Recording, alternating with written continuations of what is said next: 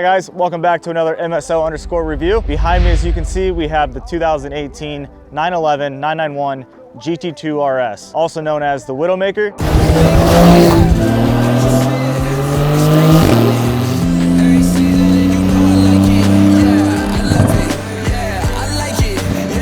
The 700 horsepower, 553 pound-foot of torque, paired with the 7-speed transmission PDK, only offered in an automatic, of course. I know a lot of purists are, oh, why can't we get a manual? Honestly, while you're driving, you're having so much fun, you're not even thinking about shifting gears in this. Okay, I'm getting excited here. It's my first drive of the GT2 RS. Some of my first impressions as I'm getting in here. I love all the Alcantara. I think it's such a nice look.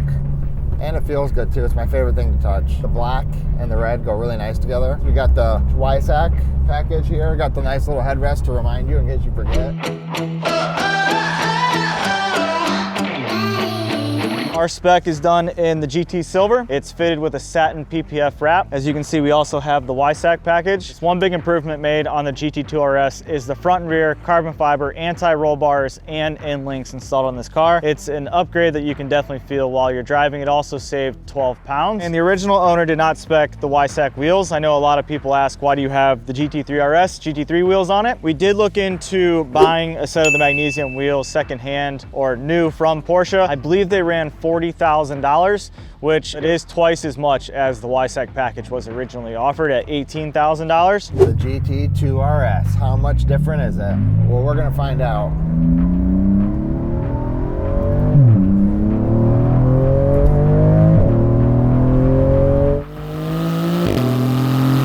Oh wow, very responsive. Okay, I like the paddle shifters.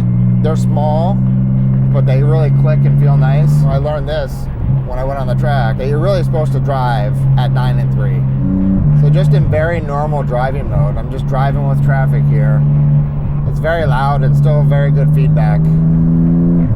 We do have the very aggressive front lip, which helps keep the car on the ground. Some very aggressive large ducts. You also have the carbon fiber hood with the NACA ducts here. And on the side here, you have the carbon fiber air intakes, which go straight to the intercooler. Fun fact about the injectors on this car, it does have a 1.5 gallon tank of distilled water that is stored up here in the front that sprays the injectors to keep them cool. That's proprietary to the GT2 RS. You also have the carbon roof with the carbon stripes. And around back, we have the massive carbon fiber wing. This was one of the very few cars running around the world with a wing this size. Obviously, it helps with all the downforce, especially when you're at a top speed of 211 miles an hour, which was actually electronically limited, so it would not take the Porsche 918's top speed record. I could see a lot of 918 owners being a little upset about that. Fun fact though, this did run the Nürburgring 10 seconds faster than the 918. Feels like I'm barely moving. Like you can go 100 and feel like it's 35. And I think that's probably another reason it's so good on the track. You have so much control. It's just made for high speed, you can tell.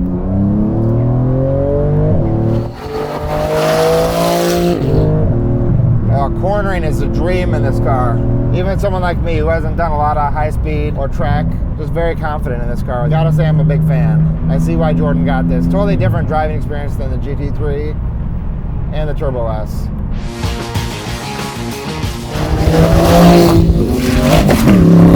So I pushed the little exhaust button and it's definitely a more throaty sound. Definitely a big difference. That JCR exhaust sounds really nice. Real quick guys, shout out to our friends over at Esoteric Detail. They installed while there the JCR exhaust. We went with the valved race cats with the non-silenced titanium center.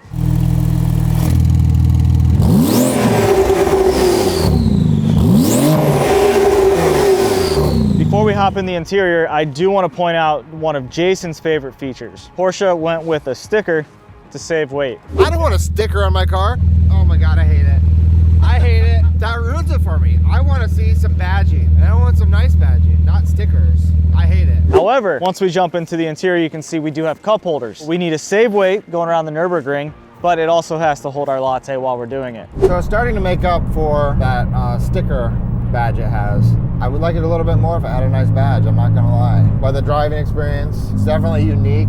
and fun. Another feature I really like is that the instrument cluster here is all just the gauges. No fancy screens, just the information that you want. Very driver focused, track focused orientation of everything. It's not a cluttered up steering wheel.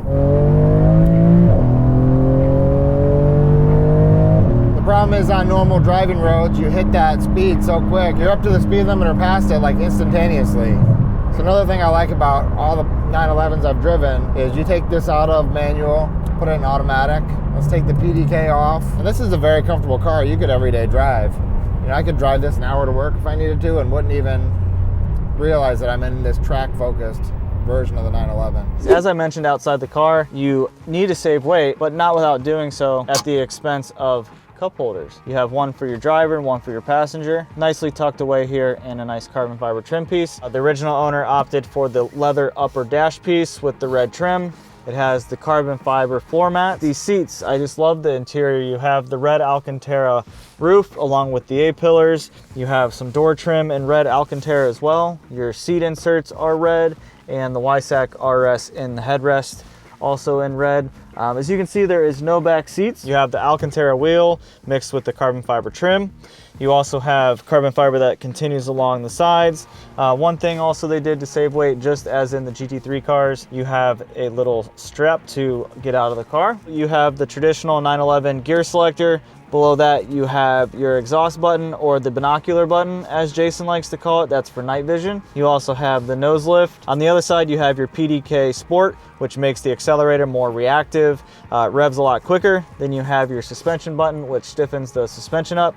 You have your ESC off and your ESC Plus traction control off. And further up on the dash, you have the traditional Porsche Chrono. This one is with the white face. Brett and Jordan in the garage, like, I know nothing about this car. I know it's a track-focused 911. What else do you really need to know?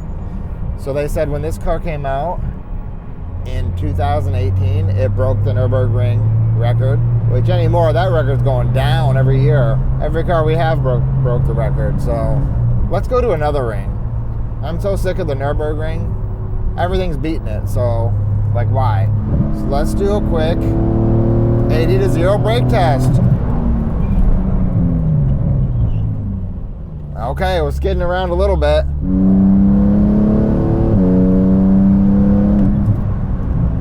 Oh yeah, she's sliding around on me, but still braking nice. Under control. I'm not sure if I buy that this is the Widowmaker. Gave it some pretty hard acceleration there, and I started feeling it slide a little bit, but never felt anywhat out of control.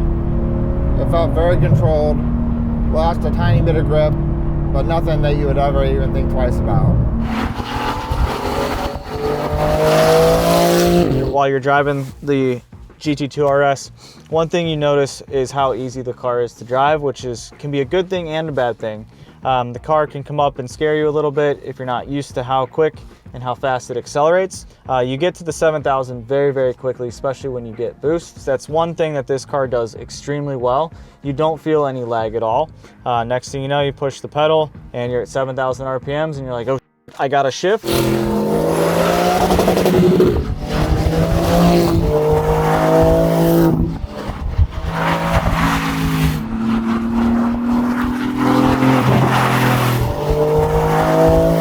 You can drive it in automatic mode. You can pull the gear selector down, move it over to the left, and you can shift gears that way. And then you also have the PDK manual gear selectors up top. One thing I want to touch on real quick is that it does have rear wheel steering, and it also has individual torque vectoring at each rear wheel. Essentially what that means is as you're going around a corner, the car is going to notice that if you're turning left, your right passenger rear is going to need a little more power to get you through the corner. And it's a feature that you can actually feel while pushing this car hard.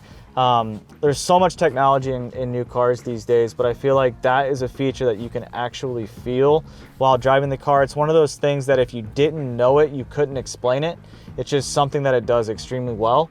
But that is one of the key features that this car has, and obviously the rear wheel steering really helps slow speed maneuverability. Just little touches like that that really make this car truly special.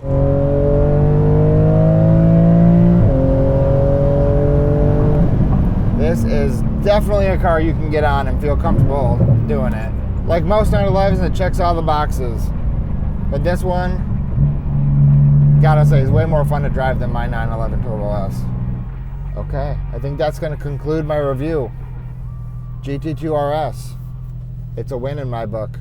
I give it a 10 out of 10 for driving experience. Back to you, Brett. All right, guys, so that's another MSO_ overview. Kind of hard to do these reviews on a car that's been out since 2018. You kind of seen, heard, watched everything there is about the GT2 RS. So I just wanted to give you a quick rundown of ours. It's a very special car to us.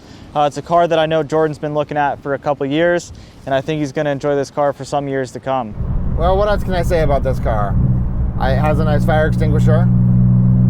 Those are being more and more common, I guess, at least with the cars that we have. I can't finish up the review without pointing out our nice fire extinguisher right here for Jacob. Although Brice can't capture that, I'm touching it. Here's a fire extinguisher for you guys, just in case.